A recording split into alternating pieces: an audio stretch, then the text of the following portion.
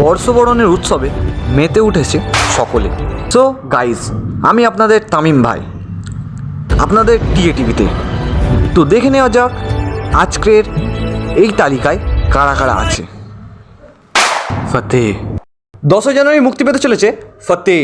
এই ছবিতে আছেন সোনু সুদ, পাশাপাশি আছেন জ্যাকলিন, নাসিরুদ্দিন শাহ ও বিজয় রাজ ও কিয়ারা আডবাণী অভিনীত এস শঙ্করের পরিচালনায় গেম চেঞ্জার ছবি। এই ছবিতে আমরা রামচরণকে ডবল রোলে দেখতে পাবো। ইমার্জেন্সি। सत्ता सत्ता यानी ताकत। 17 জানুয়ারি মুক্তি পেতে চলেছে কঙ্গনার অভিনীত ইমার্জেন্সি সিনেমা। যদিও শুরু থেকেই এই ছবিটি বিভিন্ন বিতর্কে জড়িয়ে রয়েছে। অন্যদিকে এই সিনেমার মাধ্যমেই পরিচালক হিসেবে হাতেখড়ি করছেন কঙ্গনা। কঙ্গনাকে দেখা যাবে প্রাক্তন প্রধানমন্ত্রী ইন্দিরা গান্ধীর চরিত্রে।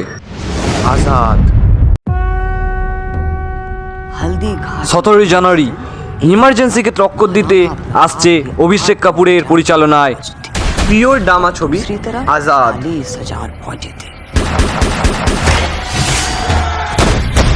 এই সিনেমাতে দেখা যাবে অজয় দেবগনের বোনের ছেলে অমন দেবগন ও রবীন্দ্রনাথ ট্যান্ডনের মেয়ে রাসা থারানিকে।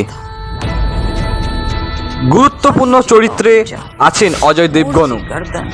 দুই কিডস কতটা ছাপ ফেলবে দর্শকদের মনে, আপনারা সেটা কমেন্ট করে জানান। Sky force.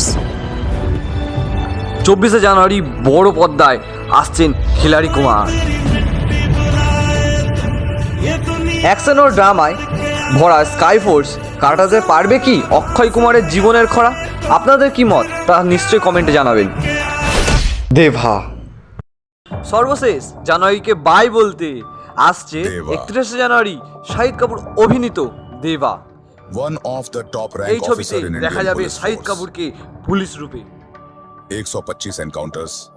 আপনাদের কি মনে হয় এই 6টি ফিল্মের মধ্যে কোন ফিল্মটি সবচেয়ে ভালো আয় করতে পারবে বক্স অফিসে?